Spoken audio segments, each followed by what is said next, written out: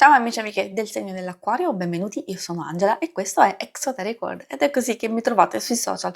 Questo è l'oroscopo settimanale dall'11 al 17 maggio.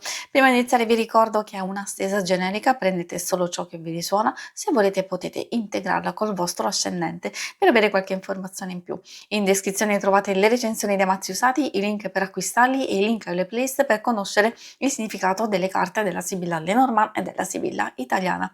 Vi invito a iscrivervi e abbonarvi al mio canale per sostenere il mio lavoro. Vi ringrazio moltissimo se lo farete o lo avete già fatto. E adesso partiamo con la lettura. Andiamo a vedere innanzitutto come andrà la vostra settimana, quindi le energie principali, poi vedremo i segni zodiacali da attenzionare, l'amore, il lavoro e le finanze.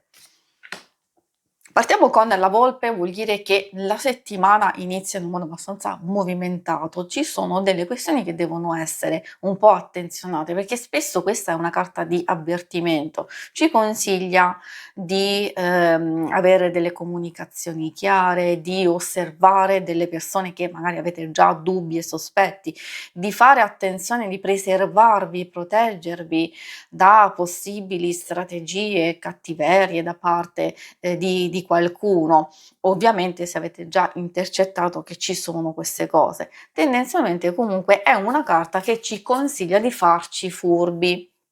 Anche nelle piccole cose, anche nelle questioni a volte affettive bisogna giocare un po' d'astuzia, poi soprattutto per le questioni pratiche e maggiormente con la carta del sentiero abbiamo bisogno di volgere il nostro sguardo e le nostre azioni verso una direzione ben precisa e infatti questa indica una scelta, una decisione importante. Se siamo ancora indecisi su un qualcosa, questo potrebbe essere il momento giusto per fare chiarezza.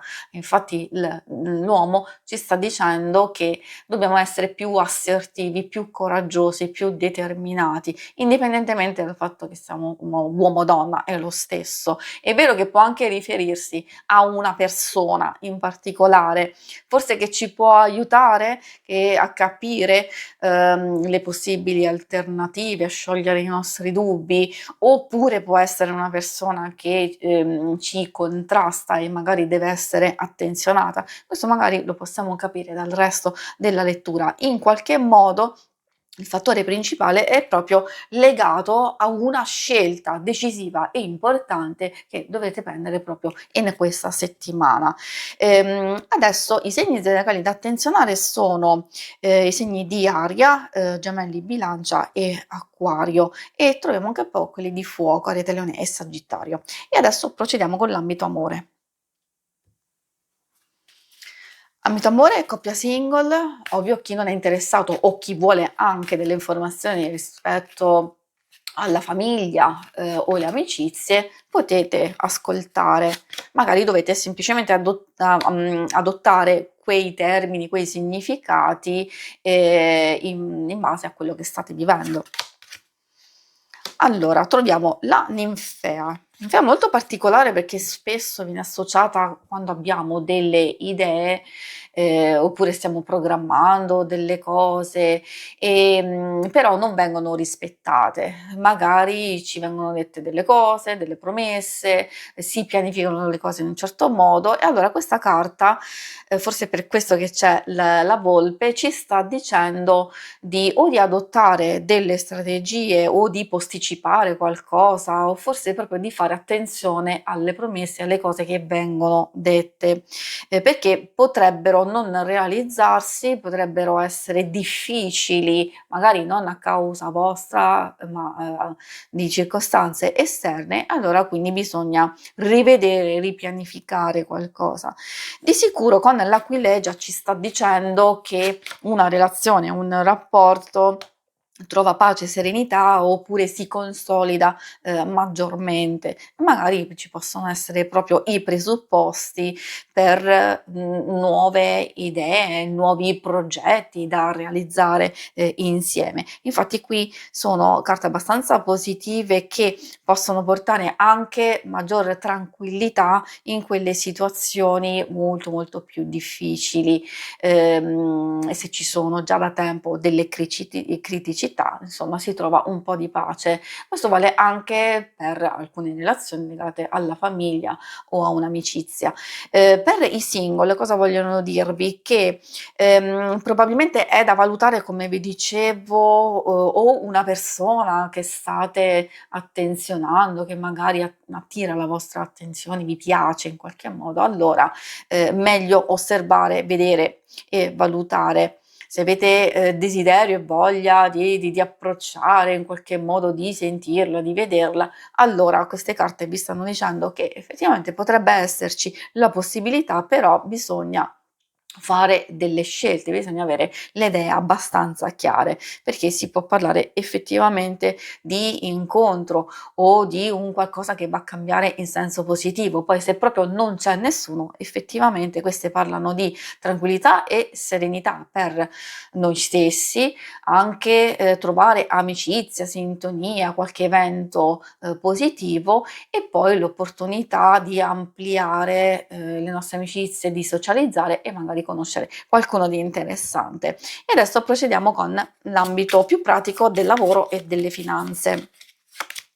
Troviamo la carta della morte, questa non deve spaventare perché spesso salta fuori quando siamo nella fase conclusiva di una situazione. Magari se ci siamo stressati o come abbiamo visto sin dall'inizio ci sono delle divergenze, dei contrasti, qualcosa che non ci convince, quindi dubbi e sospetti, allora questa carta finalmente può portare una chiusura.